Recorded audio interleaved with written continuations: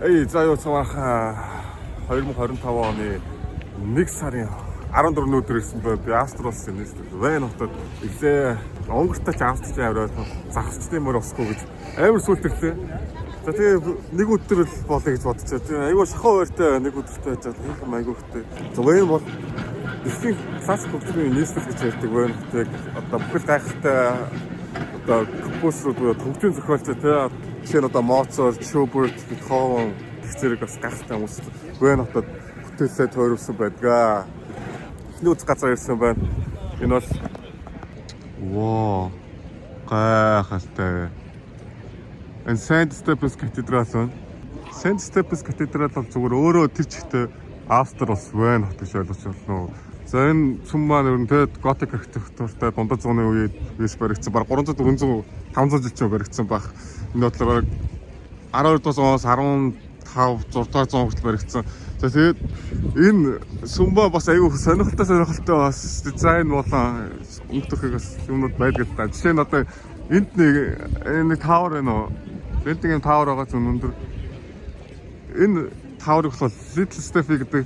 Энэ таавар дээр бас гарч болон 350 гаруй шатаар дээшээ алхах юм бол энэ тааврыг дээрээс таавар дээр гарч дээрээс нь Вен хотыг харах боломжтой. Нэг сонирхолтой юм байхад энэ цавхгийн энэ уртлын хэсэгт нь саяны Little Steffi буюу өндөр ийм таавар байгаа. Тэгэхээр нөгөө хэсэгт нь бас таавар байгаа. За одоо нөгөө хэсгийн тааврыг харуулъя. За нөгөө таавар нь шүү дээ. Энэ одоо яг уртлын Little Steffi таавраас яг тал орчмын өндөртөө эцэс дуусах таагүй цанх. Энэ бол яг угтаа бол яг адилхан өндөртэй байх хэрэгтэй байсан анх баригдахдаа. Гэтэ ингэж дуусгаагүй чигээр үлдсэн байдаг айгүй сонирхолтой. Ягаад вэ гэхээр бас нэг даа түүхэд юм бэлээ чөтгөртэй гэрээ байгуулсан гэдэг.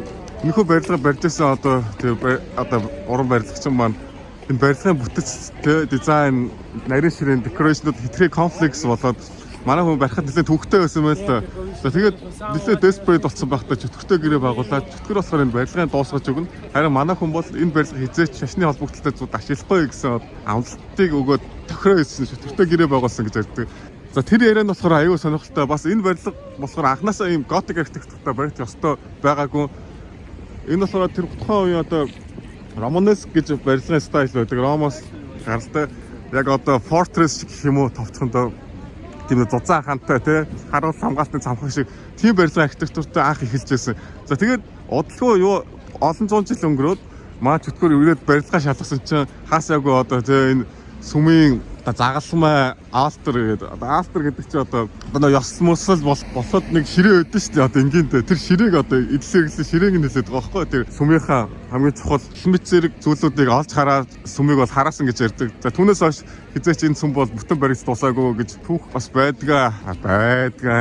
За тэгээд манай сүмч бол яг үнэндээ гэхдээ үнэн түүх нь юу болсон бэ гэхээр яг энэ сүмийг баригдах явцад 1500-аад оны үед яг ингээд дуусгын алтад манай эзэн түрүүнд автаад за тэгээд Вен хот бол санхүүгийн бас хүн цохолтонд ороод тэгээд нэгт санхүүгүй болоод хоёрт 1500 оны сүүлчээр готик архитектур нэлээд модоос гарсан үе болж таарсан. За тэгээд хотын дарганцсан за готик архитектуртай нэг сонирхолтой биш болоо. За энэ угаасаа ингээд энэ чигт нь орхичээгээд тэгээд юу энэ чигт нь орхисон бас хүмүүсийн сонирхлыг бас нэлээд татдаг.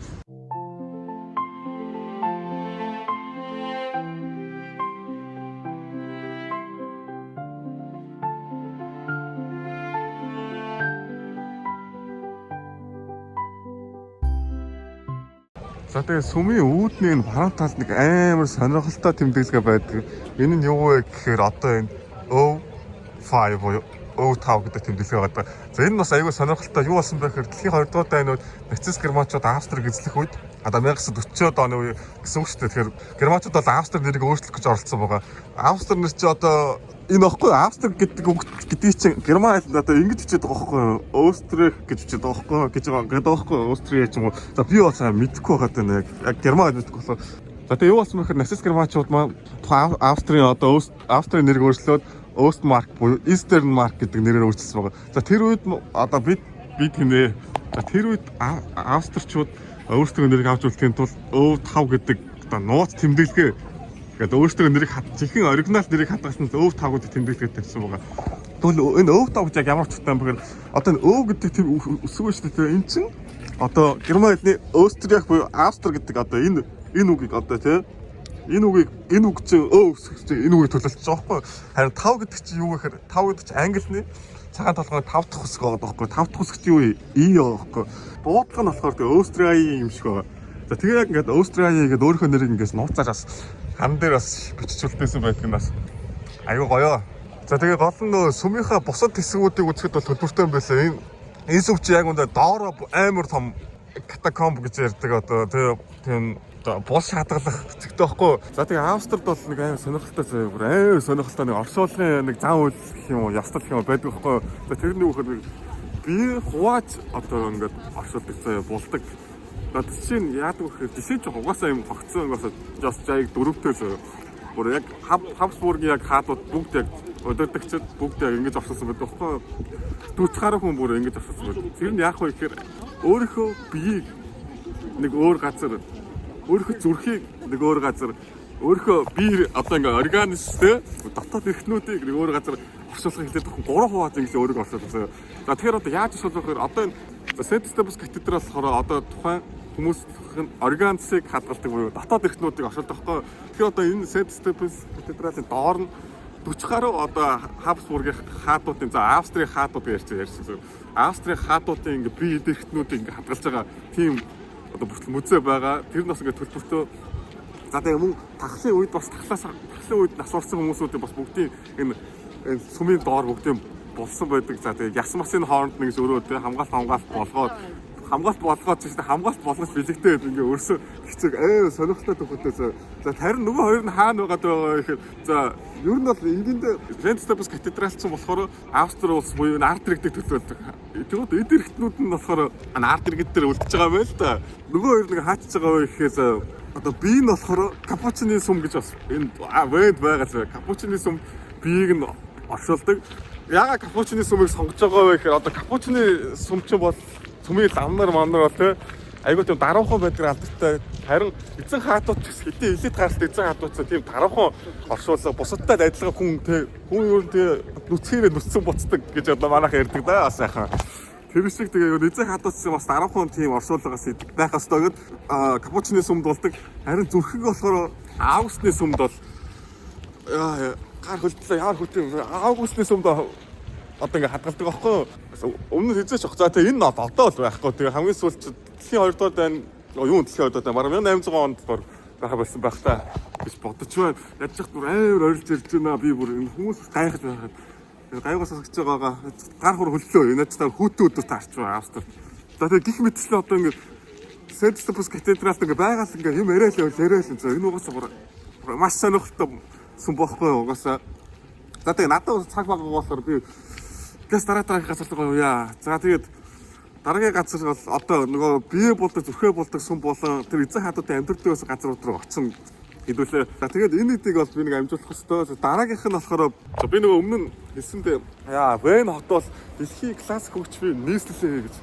Эндээс бүх гайхалтай классик хөгжмийн зохиолчид бол төрөн гарсан байдаг. Жишээ нь бол Моцарт байна. Моцарт гэдэг хүн чинь энэ одоо энэ артаар чинь St. Stephen's Cathedral бүр хормоо байсан байдаг байхгүй.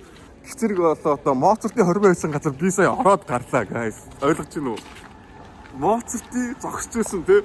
Моцартын зогсож байсан шалан дээр би сая зогслоо шүү дээ. Тийм амар сонирхолтой болоод байгаа байхгүй яг үүнд энэ үйл явдал чи сонир цагдах юм.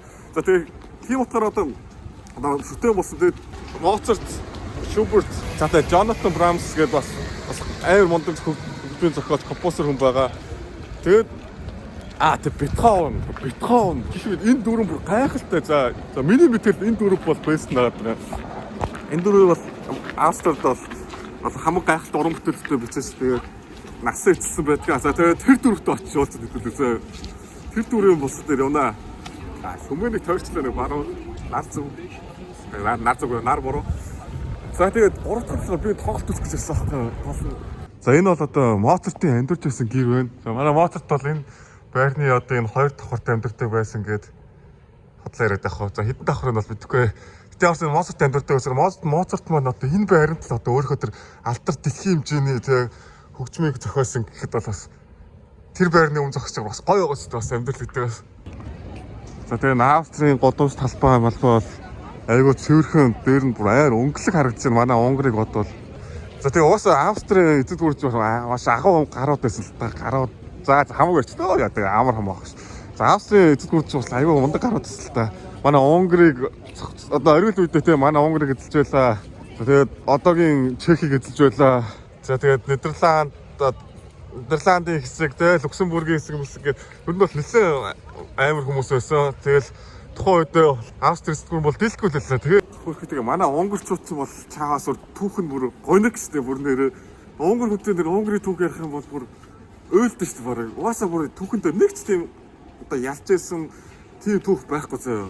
За дараагийн газар бүр Капучны сүм дээр ирлээ. За манай Хабсбургийн хаадууд маа одоо энд бол өөрийнхөө биеийг бунханд одоо боршилдаг байсан байгаа. За ингээд августын чартер ирсэн байна. Энд бол манай Австри улсын хаадууд маань өөрийнхөө зүрхийг одоо энд бол хадгалдаг байгаа. Ягаад энэ таад зүрхээ хадгалдаг вэ гэхээр энэ одоо газар чинь Австри улсын тэр үеийн Хабсбург үеийн хаадуудын одоо хамгийн их үйл ажиллагаа явуулдаг байсан, эрд цугладаг байсан, хурлаа хийдэг байсан. Тэ номлол мөрөглөө айлтдаг гэсэн газар надад энэ байгаа байхгүй юу. Тийм болохоор одоо энэ газарт хүн холбоотой гэж үзээд өөрийнхөө зүрхийг олоод хамгийн сэтгэл шингэсэн энэ газартаа одоо тэ үрдийн хадгалсан байдгаа. За тэгээ дотор нь бол үзсэн.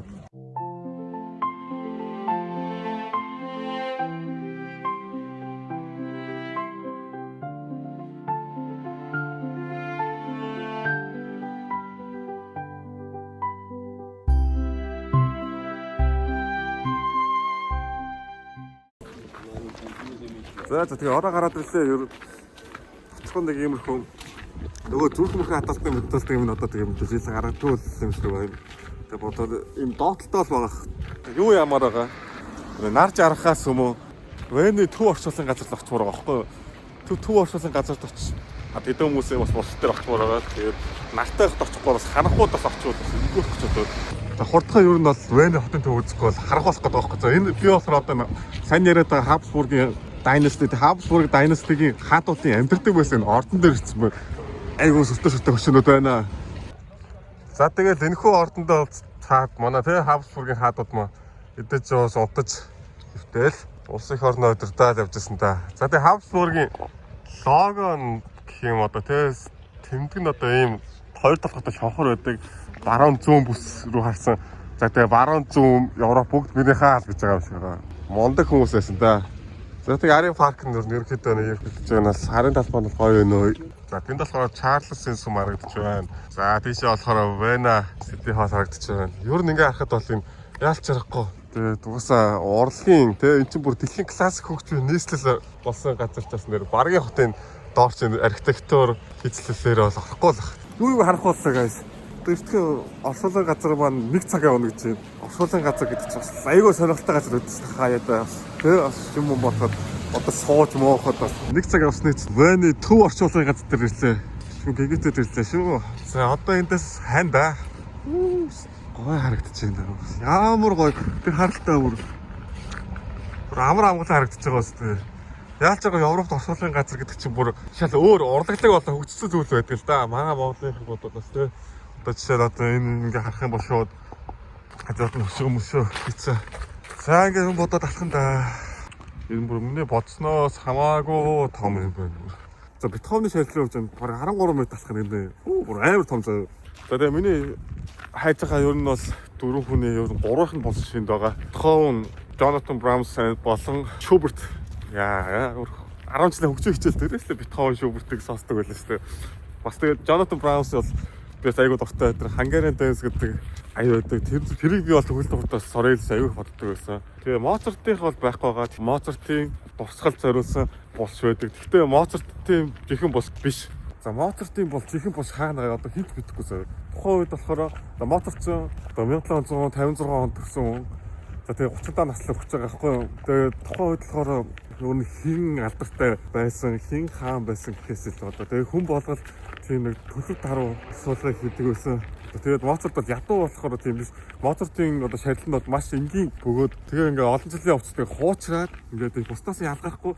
Тэгээд ингээ тэр газар дахин шинжилэлтэнд ороод тэгээд хаатганы чи бусыг хайцсан гэдэггүй. Одоо хинч Моцартын бусыг хаанаага мэд. Тэнд зэрэг Моцартын зүгээр Моцарт бичсэн. За чулуун найд юм да одоо ингэндээ. Би одоо Бетховентой уулзах гэж нэр сонир шүү. За манай Моцартыг ч одоо баг одоо хүн болгож хүн болгож гэдэг бүр дэлхий мэдж байгаа дөө нэр. Моцарт гэлтгүй энэ дөрөв хөгжмийн зохиолч бол дэлхий мэдж байгаа. За тэгээ манай Моцарт бол энэ дөрвийн хаагтагч хамгийн түрүүнд төрж уран бүтээлээ төрүүлсэн 1756 онд төрөөд 35 наслж 24-ний Saint Stephen's Cathedral хийгээд тэгээ 8 жилийн дараа 35 наснда өөд болсон байдаг. Манай Моцарт ер нь бол анханасаа багасаа продиж юм байсан. 8 настайгаас эхлээл хөгжим зохион, хөгжим симфони бичин тэ гайхалтай юм байсан. Түүний дараа бол Бетховен байгаа.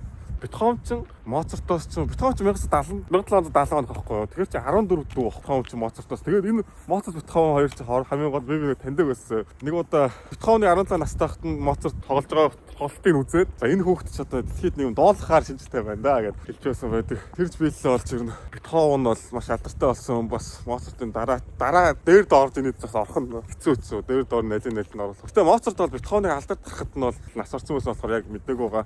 За тэгээд түүний дараагаар Шуберт ч бол бас алдартай шүү дээ. Серенада тэгээ Ава Мария гэдэг ер нь Шубертийн аянуу тохиолсон зүйлээ хөгжмийн урах нөлөөсөн зүйлүүд бас доош шүү. Тэгээ Шуберт ураас айгүй хард воркинг залуу байсан. Өдөрлөгийн хугацаанд бүр 600 гаруй уран бүтээл төрүүлсэн гэж байгаа шүү дээ. Тийм нэр хүү Бетховен ч сонирхолтой. Бетховен ч одоо хамгийн амар нөө мастер бүтээлүүдтэй бичгтэй дүлий байсан гэж байгаа. Сонсголын чадвар алдсан. Дүлий байхдаа Бетховен бичсэн гэдгээр бүр хамгийн сонирхолтой зүйл. Хиймээр мундаг хүн байсан гэж бодтаа. За тэгээ хамгийн залуухан нь болохоор одоо Jonathan Brahms байгаа бол энэ бүгдээрээ одоо Вен Австраас гаралтай бас үгүй ганцхан Бетховен Австрид төрсөн гэж санаад байгаа. Тэгээ нөө гурав нь бол Герман. Нөө гурав Герман төрөөд Австрид нүүжсэн. Ягаад тэгэхээр тэгээ Австрийн Вен хот чинь дэлхийн классик хөгжмийн нийслэл байлаа.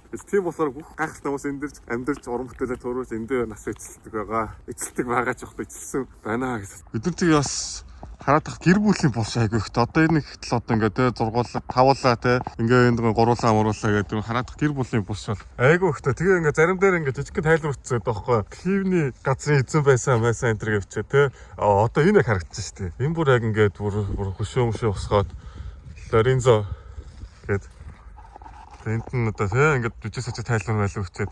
Тэгээ энэ уншаад яваад тахаар аюу сонирхолтой юм шиг. Би бас өрн тийм хүний амьдрал гэдэг чинь тийм яг үндэ. Тэгэл хэлсэн шиг л дуустдаг. Бүх хүн л одоо хичнээн одоо мундаг Моцарт тоон тийм байгаад бусал шоронд болуулдаг. Тийм болохоор бас нэг иймэрхүү бас юм тийм хүн ирэхэд бас нэг дараа нь ирээд үзэхэд бас нэг ядаж нэг тийм харахад нэг аятайх юм барьд юм уу одоо. Гэтэ энэ саяны одоо энэ тэр хийцэл мэтлэн тэр чинь аяар үнэтэй гэсэн шүү нэр. Нэлээ мөнгө барьд юм шиг лээ. За тэр мөнгө төрөх жоох. За ирсэн. Бетховен дээр ирлээ. Бетховен. Бетховен одоо энд нойрсож байгаа юм хэлсэн.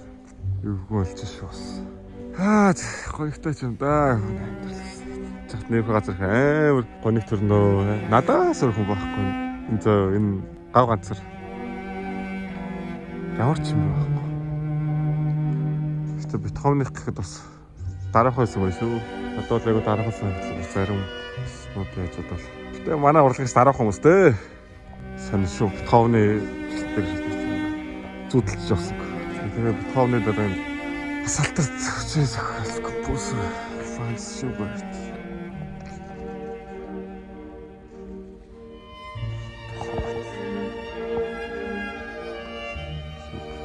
Алтай хүмүүс байсан да. За нэг сориг болоод ах ёо нэг сэтгэл зүйч шиг. Засал талт нь боллоо. Brahms юм болсон. За манай дөрөв бол хамаагүй дараах хүн байгаас ялч харахгүй. Энэ минь ингээл бус хүмүүсийнх болохоор бүр амар сүртэй зүгээр сүрийг үзүүлж байгаа юм чи. За энэ төв орчлын газрынхаа сүмээр нэг ороод гараа да. Нэгэнт ирснэх.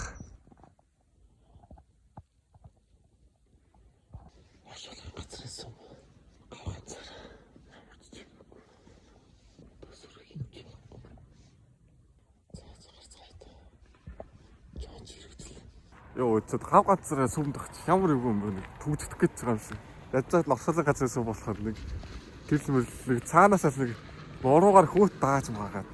Танаас вайн дэр бол асан ширээр бас төв оршуулган газар дэм. Яг өнөө дулаах үед бол маш гоё юм байна тий. Зүгээр дулаах үед бол эн чинь ингээд алхаад явахд бол бүр аймаг гоё газар байхгүй ингээд юм бодонго алхаад тий. За эсвэл одоо хин нэг найз нөхөд тий ингээд баг болцоо байсан ч баг болохоор газар аахгүй энд бол нэр хөөтөс саад болохгүй тэгээ ингээл хамтдаа ингээ мар юм яриад алхахад бол айгүй гоё газар энэ битүү ингээ мод болчих байх. Зуны үйлрэлд. За тэгээ хаарц ингээс нэг хэсэг алхаж байгаад одоо хостел руу очиж жоохон дулаач байгаа. Идэж явах юмны аяатал бодд юм билүү. Тэгжэл нэг оройны тоглолт болно доо. Энэ мар мөрөөдлийн кет гэдэг чинь ямар гоё том юм бэ? Хэдийн хороо бол босчул яд юм бол өөртөө нэг гадаад аялж байгаа юм байна. Ямар аятай харагдчихна. За классик домог ах нартайгаа уулзлаа. Сая тэгээ нэг кебаб идчихлээ. Дээд ороод өөртөө нэг гадаад аялж байгаа ийм том киткат авлаа guys. Амар хөвтгөлөө 2.5 евро. 2.5 евро гэдэг чинь одоо монголоор 10,000 төгрөг шүү дээ. Унгарт ийм киткат байхгүй юм таа. Унгар тэр 2.5 евроор зардаг одоо юу нэ. Битүү авч байгаа ёо. За тэгээ одоо хостел руугаа ороод сайхан нэг жоохон дулаацахгүй л өглөөсөө шалгасан амар хүүтэй яж байгаа. Бөө нүүд хүүтэн таарчээ. Дулаац хэсэг жоохон хилэрж байгаа. За тэгээ бус гарч ирээд. За тэгээ орой нэг амар тоглолттой байгаа. Оройны тоглолт үнэхээр гал guys үр. Манай хостел бол нэг иймэрхүү юм байна. Яг л нөө decent гэж ярьдаг даа тэгээ ямар байх хэвээр яг л тийм л толтгоо юу да. За тэгээ миний вент хайлтын хамгийн сүүлийн үйл ажиллагаа маань эхлэх бэлэн болж байна. За тэгэхээр юу гэхээр Английн алдарт 1970 оны домогт рок хамтлаг Wishbone Ash Австралиас Вен хотод тоглож байгаа. За тэгээ Wishbone Ash бол бүр маш олон хамтлагуудыг инфлюенс хийснээр алдартай та бүхний мэддэг. Metallica, Iron Maiden, тэгээ Eagles гэдэг хамтлагуудыг бол инфлюенс хийсэн гэдэг. За тэгээ манай Wishbone Ash хамтлаг ямар стайлаар тоглох гэхээр metal rock бол биш. За тэгээ heavy rock болон jazz rock blues тоглож байгаа. За тэгээ юу яг энэ хамтлагийн хамгийн алдартай болгодог вэ гэхээр ямар шинж чанар нь тэгээ ямар шинж чанар. Wishbone Ash чинь дуучин Andy Powell гэж байгаа. Гитарч Ted Turner гэдэг хоёр хүн байгаа. Энэ хоёр хүн чинь анх удаага рок хөгжим дуал лид буюу хоёр гитарын гоцлол гэдэг зүйлийг гаргаж ирснээр хамгийн их хүмүүсийг алдартай болсон. За тэгээ Iron Maiden, Metallica энэ чинь тий бас дуал лид тоглодог. За өдгөө бол манай дуучин Andy Powell бол Ted Turner нар даалгаарцсан 75 гаруй настай. Тэгээд 75-таа мөртлөө тоглож байгаа гэхээр бас аюу мундаг авсан. Тэгээд энэ гайхалтай дом тавлыг бас үүсэх боломж олцсондоо таатай байна. Энд амьдарч байсан юм шиг ярьчих. 1970 оны дээр үүссэн бүх хамтлаг хамгийн эхлээд Wishbone Ash-ийн дуунуудыг тоглодог байсан. Бүх pub 1970 оны дээр Wishbone Ash-ийг тавьдаг байсан. За тэгээд хэдүүлээ нэг осноо 1970 оны Англи рокер ажилласан 1970 оны рок тавтай байсан.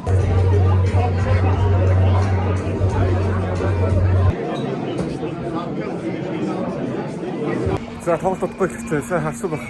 Энэ бол жижиг газар болж байгаа. Wishbone Ash хамтлагч ер нь жинхэнэ рок тотал мэддэг. Одоо бол бас яг залуу шинэ үеийн рок тотал сонсож байгаа залууч мэдхгүй. Би бараг гэлтгүй. Би дотор хамгийн жоохон дандаа нэмэх 50 нэрээ 80% нэмэх 50. Ууса нөгөө бейс фрейнүүд дандаа өсөлцөн байгаа л та одоо. Тэгээ бүр сайн хуцаа хөдөлгөх юм болоо. Миний гадах байхгүй хуцаа хөдөлгөх гэж 2 евро зөө болон картаар төлөхгүй кэш гээд. Надаа евро кэш өгдөө. Тэгээ бүр хамхуу сарай авчихсан. Аялагч Монголоос ирээд Wishbone Ash-ийг л үзэх гэж энэ дэрлээ. 2 евро хайрлаач. Би орд пив авчихсан. Эсвэл хоолаа тэгээ 2 евро гэдэг пив яхах юм. Enjoy гараа гэдэг. 2 еврого за сайхан пив уучих. Эсвэл гац пив уучих бас кэш. Yeah.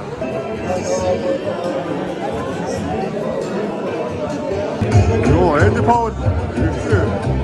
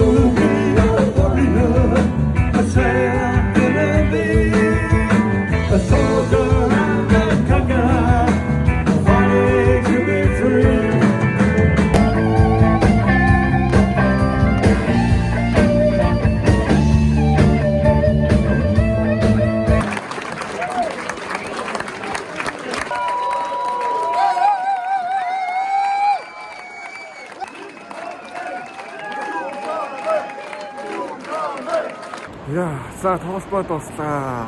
Ямар гоё тоглолт болсон. Бүр энэ гайхалтай авах юм бас амт тоглолтыг үзсэн гэдэг бас азтай юм аа. За энд Павел авах бүр залуухан байдаг 75 таа. Юу 75.